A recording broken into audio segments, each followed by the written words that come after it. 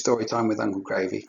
Thanks for watching today. We're reading The Rustles by me, and part one, or chapter one, is still available on this channel, as are all of the other chapters too. So I hope you're enjoying it, and if this is your first one, feel free to go back to the beginning and have a bit of a catch up. Hello to Isaac and Theo, and to Joseph and anyone else watching today. And we're going to pick up from where we left off yesterday. The Rustles weren't the only ones who were set to have a meeting that night. On the walk home from school, Jake and Hollie had been talking excitedly about the summer holiday project. Hollie's parents were both very good teachers, so she had developed a naturally curious mind at a very young age, and was very happy to explore and experiment, observe and come up with her own ideas before testing them or asking her parents for their opinion. She was 9 now, so was happy and well practiced in finding things out for herself, but she still remembered a time when she was little and had been given her first kite. She'd seen people flying them at the beach and in the hills near where she lived, and was thrilled to now have her very own brightly coloured swallowtail butterfly kite, complete with dangling tassels that looked as though they would make amazing patterns in the sky. This small gift had given Hollie her first introduction to the realities of science and discovery. Although she could now understand why her parents did it, and why they did it, they cheerily said, "It's a good day for your kite, go and fly it." She clearly remembered spending a breezy and very frustrating afternoon running around with a limp and bouncing kite, with tassels catching in all the plants in the garden. After many false starts, tangled messes, tangled hair, and bouncing nosedives, Hollie had stomped back inside and flopped the kite, which was now less brightly coloured and covered in bits of grass, onto the kitchen floor. "This kite doesn't work," she complained, with her voice just about staying strong enough not to cry. She was very close to tears, in fact, but her anger was stopping them from coming. She'd hoped for the answer from her mum or dad, but they just looked at each other, looked outside, and then back at Hollie, before her mum said, "But Hollie, there is a fairly strong wind blowing, so your kite will work. You just need to find out how it works." At that point, Hollie had felt a lot of mixed emotions. She felt cross with her mum and dad for not just showing her exactly how to make the exciting thing work. It was starting to get darker, so she was running out of time too. But there was something in the way her mum talked that gave her some hope and calmed her down a little bit. The way her mum had said what she needed to do made it sound as though she was getting close to getting the kite to fly, but needed to think some more. She had trudged back outside, holding the beautiful butterfly close to her chest, and decided that maybe she should think of a way to try something new. After all, running left to right across the garden countless times had only succeeded in making a fairly muddy track on the grass, and it felt as though she was being blown along too, which wasn't nice.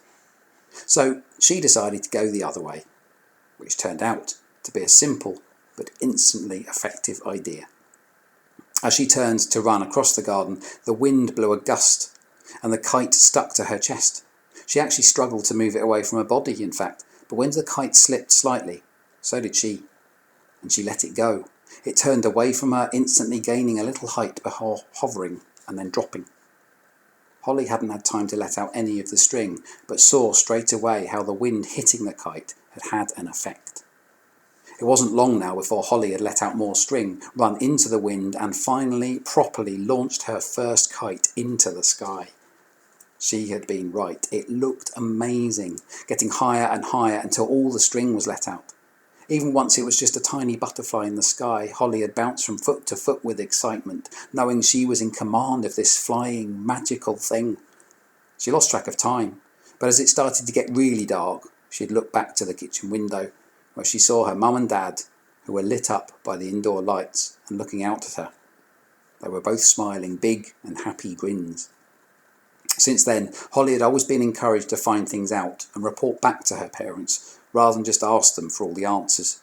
It had helped to develop her own imagination, and also gave her a bit of confidence to put forward a good case for a new idea. Hollie and Jake had decided this approach would be the best way to discuss the project with their parents, and they decided on the way home from school that there was no better time than now to get their parents to agree to their plan.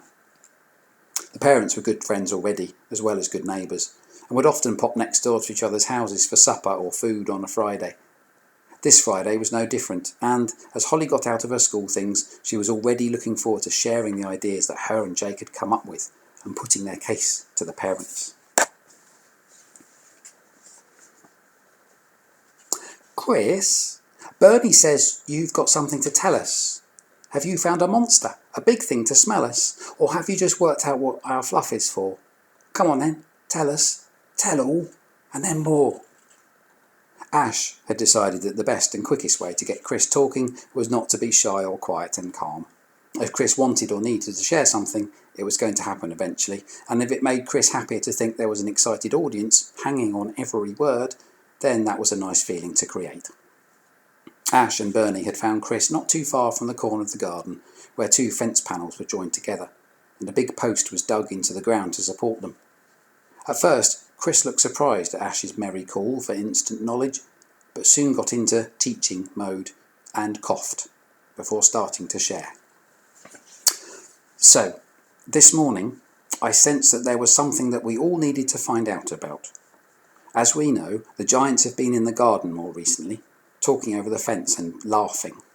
The smaller giant has been out here more and coming down to our end of the garden too. This suggested to me that there was, or is, something going on, or about to happen. As the one who loves learning and sharing, I felt it my duty to try and find out what is going on. The only thing going on is you, mumbled Bernie, who was keen to find out what had been discovered, but also keen for Chris to actually share it. Maybe it was a tummy rumbling or the moon getting brighter, but Bernie was feeling a bit grumpy and in need of something other than a big introduction. Luckily, Chris was soon into gear. I walked all the way up to the hard bit of the garden and saw the giants sitting down outside. They were talking about a lot of things, and I won't bore you or confuse you with all of them. Ash looked at Bernie. They both knew that this meant Chris didn't actually understand everything they'd been talking about, but they knew they had a role to play, so they stayed silent. The giants have come up with a plan.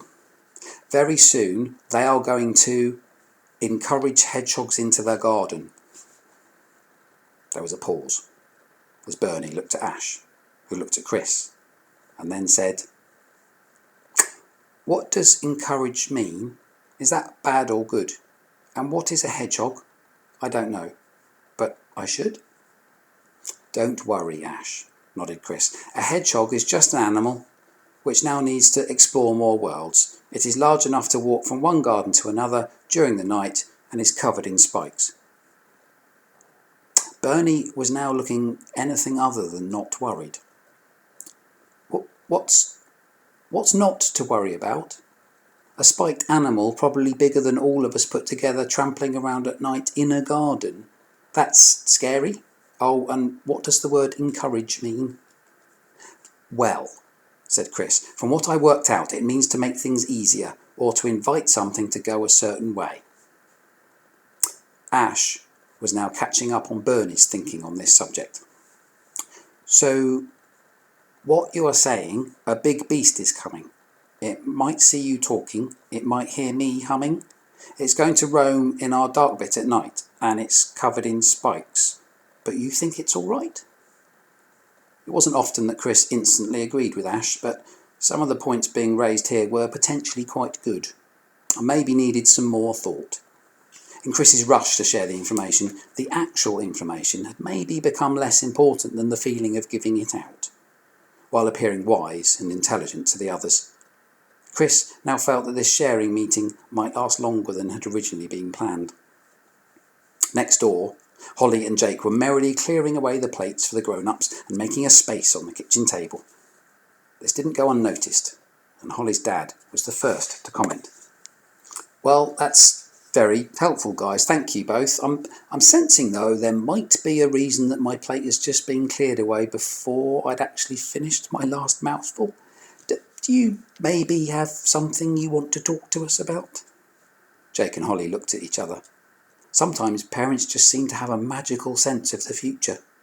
They felt confident they would understand how it developed one day, but for now, there was a plan to share.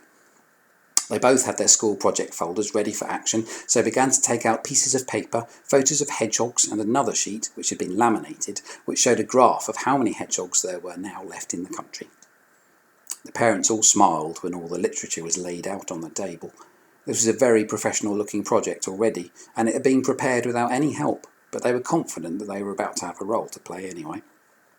Most of the information looked familiar to them, but when the last, larger sheet was unfolded, the parents got a better idea of what might be happening soon, if they agreed to it. On one half of the sheet there was a drawing of a tent with two small figures sitting outside it. One was holding a torch and the other had some kind of headlamp attached. There were fence panels nearby and the shape looked very much like Jake's garden. On the ground next to them were what looked like notebooks with a pen on each one. Stars had been drawn and a dark sky was interrupted by a full white circle which had little craters drawn onto it. Holly's parents were particularly pleased with this level of detail. On the other half of the sheet, the scene was drawn again, but this time the fence panels were mirrored, and there were additional things in the drawing. A hole could clearly be seen in the fence, and there seemed to be a couple of hedgehogs walking across from one side of the page, edge to edge. Because of the hedgehog school project, we really need to have a camp out in Jake's garden. But we thought if we just asked for a camp out in the garden without any information, you might think it was a silly idea, started Holly. Actually, we'd like 2 camp outs, beamed Jake. One in our garden, before we make a hole in the fence, so we can see what moves around at night in our garden. Then another one in Holly's garden, maybe at the next full moon after we make the hole. That will give the wildlife the chance to notice the hole, and maybe the chance for hedgehogs to start to use it too, offered Holly. It's a full moon night, and it's a Saturday too, so it won't cause a problem. Can we have a camp out tomorrow night, please? Asked Holly and Jake in unison. There was a pause, as the parents all looked at each other, then at the children. Holly's mum broke the silence. You've explained to us all what you want to do, why you want to do it, and how you're going to do it. You seem to be pretty much clear on what your plan is. So yes, of course you can. Jake's mum chipped in next. I'm going into town tomorrow to get some repair stuff for the shed roof, so I'll pick up a small saw too, and we'll help you cut the hole. But that can happen after your first camp out, of course. Holly and Jake had been hopeful that the grown-ups would agree, but they still both jumped up and shared a high five. They rushed their thank yous, cleared away their presentation, and went into the lounge to watch hedgehog videos on Jake's laptop. The parents then took advantage of the clear table to play something called canasta, which was basically just grown-up cards, but lasted a long time and meant that tea and chocolates could be eaten while playing. Parents had good plans too, sometimes. And tomorrow we will find out what happens with the planning of the camp out. Thanks for watching today, and I'll see you soon.